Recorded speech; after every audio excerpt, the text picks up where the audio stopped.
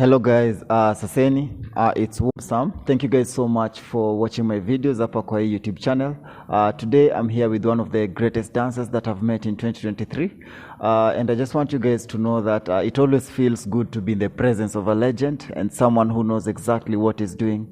So I just want to thank you guys so much for watching my videos, for following my journey. Last time tulikuwa Kakamega, we were in Mombasa, tulikuwa Muranga, tulikuwa Ukambani, and leo tuko back hapa jiji. So I just want you guys to meet the legend himself. Introduce, then tutaendelea. Yeah. What's up, Sam? What's up? You good? I'm good. Yeah, okay. So my name is Ohail. Imagine Ohail as my user. That's what I use.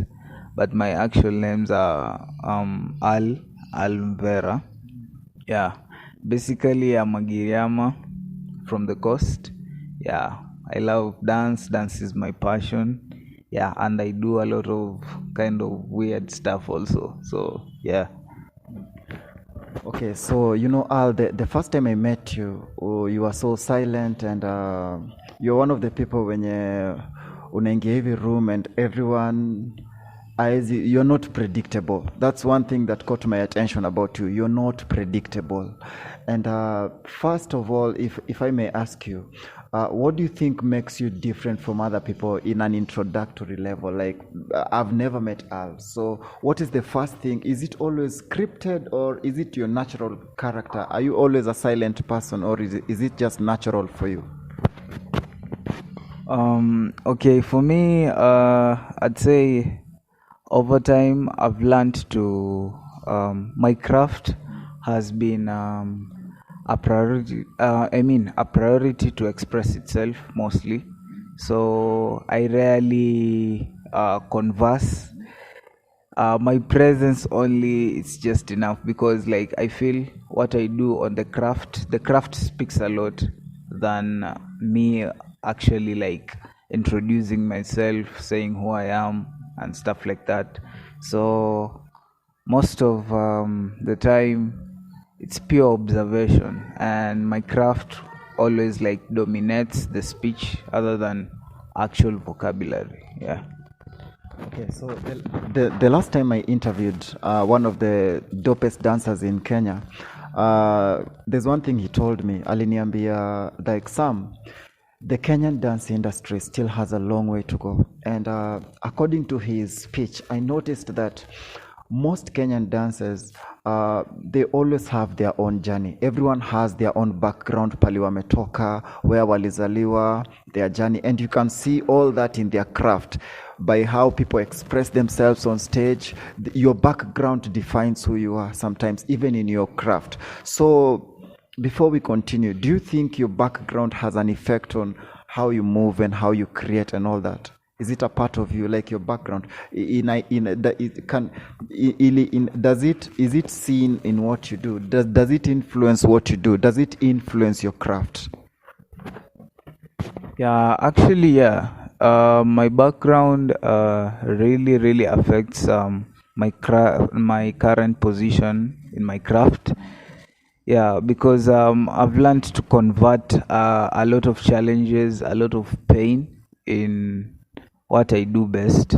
That's why mostly I'd say I'll express my craft more, as I earlier stated. Like, I usually prefer my craft to speak and you to get to understand me from that aspect, other than from me speaking to you and telling you, this is what I've experienced, these are my challenges, you see.